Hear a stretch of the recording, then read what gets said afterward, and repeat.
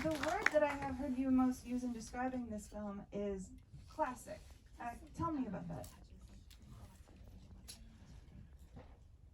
뭐좀 그러니까 너무 자극적인 기법이라든가 유행하는 그런 기술이나 뭐 그런 것은 좀 피하고 영화의 기본 있잖아요.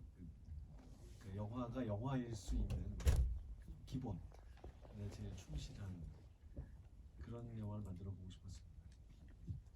I wanted to make a film that avoids the use of explicit technology or any form of trendy technology that we use these days and return to the foundation of filmmaking, what really makes filmmaking filmmaking.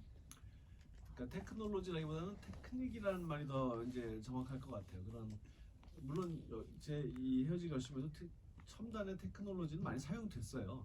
VFX도 많고요. 근데 기술이라는 것보다 기법 또는 Or 기교라는 the grammar of filmmaking. 대중 가요 팝송이었습니다. My first source of inspiration or influence was the song that you've just heard, a Korean popular song called Mist. 제가 런던에서 The Little Drummer Girl이라는 시리즈의 후반 작업을 하면서 한국에 대한 그 향수병에 시달리고 있을 때 유튜브로 이 노래를 들으면서 그 향수를 달래곤 했는데 그러다가 이 노래를 사용할 수 있는 영화를 만들어 보자는 생각이 들었습니다. When I was in London doing post-production for Little Drummer Girl, I got very homesick, and I tried to cure that by listening to old music on YouTube, including this song. And that led me to the idea of wanting to make a movie that incorporates this song. 근데 이 노래 가사를 잘 음미해 보면은 사랑 이야기일 수밖에 없고요. 이 노래를 사용하려면 그리고 이별에 관한 영화일 수밖에 없다는 생각을 누구나 할 겁니다. And when you listen to the lyrics of the song, it had to be about a love story, and it had to end with a goodbye. 그런데 그 전에 제가 이미 가지고 있던 다음 작품에 대한 그 구상이 경찰 영화였거든요. 형사가 수사하는 영화. 그러니까 이 두 가지를 합해보면 어떨까 하는 생각이 들었죠.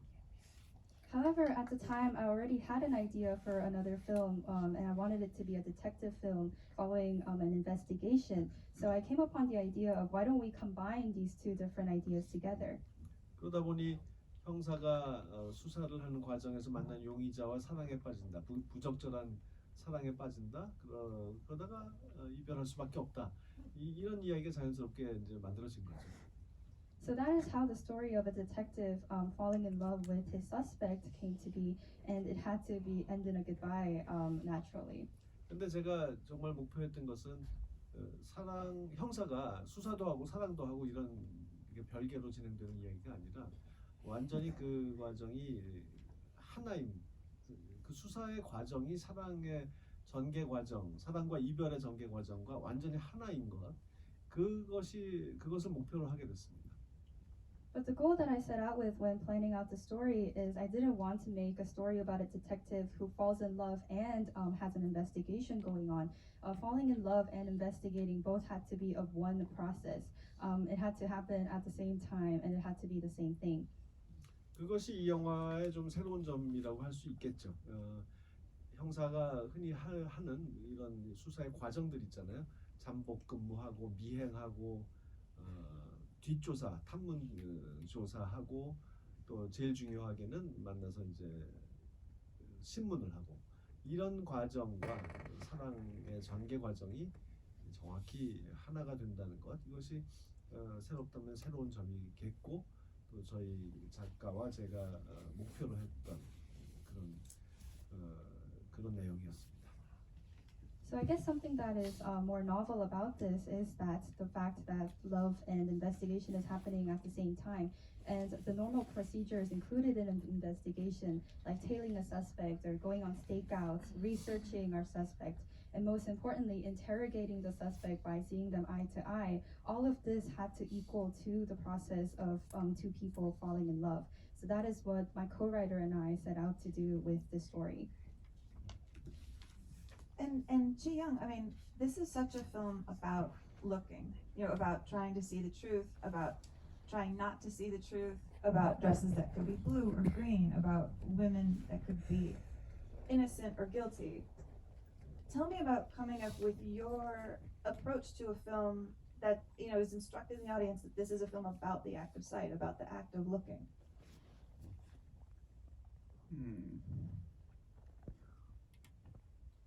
One good example of it is we have this like not so human point of view in the film. It's all over the place. Well, actually, when we practiced film, I just threw it out. I wasn't too serious, like telling him that why don't we have like mobile phones POV, and yeah, I wasn't too serious, but he took it. I was surprised he liked it. And as we go on, he took it further. So I think by doing it to have like strange POV, we put the audience to in like such a somewhat give them strange perspective to watch this secret relationship. That was one of the aspects that I think worked on the film.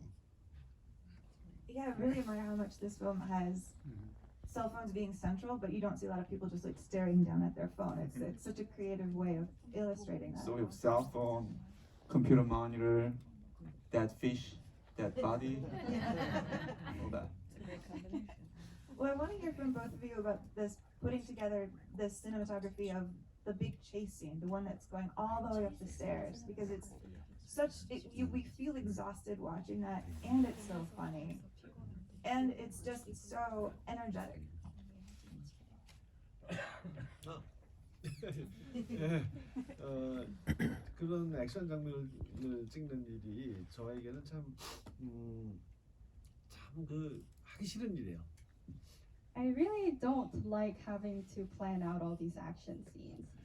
제가 찍는 영화들이 장르의 성격 때문에 한두 번씩은 액션 시퀀스들이 이제 필요할 때가 많은데요. The movies that I tend to end up filming has a lot of these genre elements, so it's inevitable to plan these action sequences. JSA에서도 총격 장면이 길게 필요했고, 올드보이에서도 복도에서 큰 싸움, 한 사람이 여러 사람과 맞서 싸우는 장면이 필요했던 것처럼 말이죠. Just like how in JSA there was a shooting sequence, and for Old Boy there was the hallway sequence in which our protagonist is fighting against a large group of people. 어떤 감독들은 그런 장면을 찍는 일을 즐거워하지만 저는 그런 타입은 아니에요. Some directors have fun in planning these sequences and filming them, but I'm not that kind of a director. 대개의 촬영 감독들은 그런 걸 좋아해요. I do tend to find that DPs do enjoy filming these sequences. Yeah, I do enjoy it a lot. 그래서 나는 이걸 어떻게 하면은 간단하게 찍을까 이런 생각을 많이 하죠.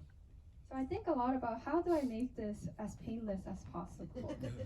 그래서 좀 롱테이크를 많이 쓰게 되고요. 너무 이렇게 복잡한 샷 플랜을 안 짜려고 하죠.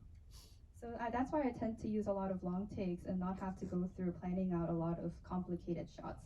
그리고 액션 자체의 그 멋짐보다는 그 액션에 임한 그것을 해야 하는 그 주인공의 감정 상태를 표현하는 데 좀 더 관심을 보입니다.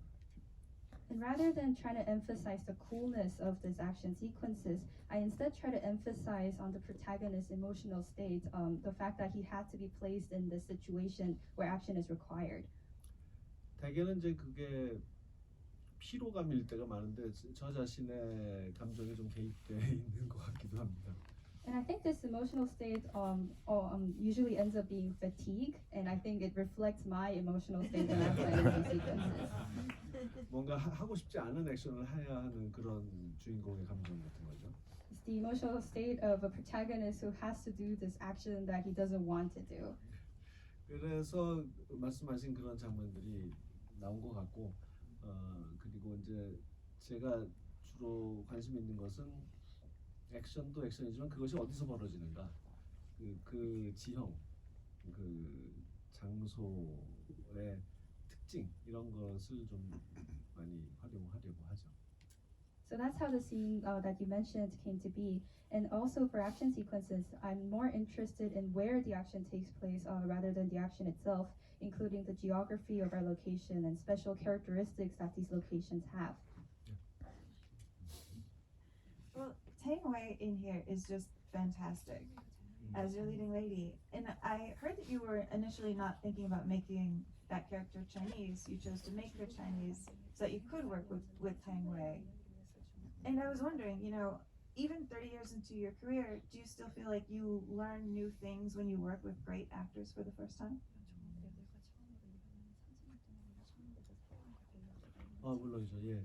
아무리 오랫동안 감독을 하고 훌륭한 배우들과의 경험이 쌓여 있어도 새로운 배우, 새로운 훌륭한 배우는 언제나 놀라움을 줍니다.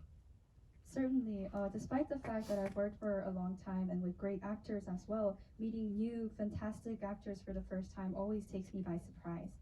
물론 훌륭한 배우들은 공통점이 있죠. 누구나 다 비슷한 점이 있죠. 어느 나라 사람이든 간에. But of course, all of these fantastic actors have some commonalities regardless of their national background. 그러나 그들의 일하는 방식이나 또 개성이나 캐릭터를 해석하는 능력 같은 것은 항상 다를 수밖에 없어요. 왜냐하면 그들 자신이 다 다른 사람들이고 그들이 맡은 캐릭터가 다 다른 캐릭터이기 때문이죠. But the way that they work, or their personality, or the way in which they interpret their characters are all different, naturally because they are different people acting all these different characters. 그래서 제가 한국의 그 송강호라는 배우 있잖아요. 기생충에도 주연했던 그런 배우하고 그 배우와 여러 번 했지만 항상 놀라게 되는 거예요. 왜냐하면 그를 형제처럼 친하고 그를 잘 안다고 생각하지만 새로운 캐릭터, 새로운 영화 속에서 새로운 캐릭터로 그를 다시 만나면 완전히 또 새로운 놀라움을 안겨줍니다. So for instance, the actor Song Kang-ho, which all of you may know from the movie Parasite, I've worked with him many times, but he always surprises me when I work with him. We're like brothers and we know each other very well, but every time he takes on a new character for a new film, it's always a new surprise watching him work. We're going to wrap up in a second so everybody can talk to Director Park, to everybody outside, to Director Park and to Kim. But before we go, I do want to ask really fast. The translation of this film's title here in English is Decision to Leave. Its translation in Korea is Decision to Break Up. And there's a difference here in English, the subtle one. You know, leaving is just anybody leaving. Breaking up is either relationship or psychological. Does that difference matter? 예, 좀 고민을 많이 했었죠. 저 직역을 할 것인지 말지에 대해서. 제일 부드러운 영어로 가장 부드러운 표현을 선택을 했던 것이고 약간의 차이는 오히려 흥미로울 수 있다고 생각했어요. 그러니까 헤어지기 leave라고 했을 때 그것은 누가 그런 디시전을 한 것일까? 그 누구의 마음을 표현하는 말인가 하는 것을 관객이 한번 돌이켜서 곱씹어 볼 수 있는 그런 단어 선택이라고 봤습니다. Yeah, we actually put a lot of thought into it before deciding on the English title, whether to make a direct translation from the Korean title or not. But we decided to go with this title because it had the most natural flow in the English language. But I do think that this difference is actually quite an interesting one, because if you think about the word leave, it naturally makes you wonder who made this decision to leave and whose emotions does it portray. So I think that leaves an interesting question for the audience. 이 경우에 헤어진다라는 것을 두 연인이 우리 이제 헤어집시다라고 합의해서 그러는 게 아니잖아요. 그러니까 누군가 그냥 일방적으로 떠나야만 이 이별이 가능한 그런 상황이기 때문에 결국에는 한국어에서나 영어에서나 차이는 없습니다.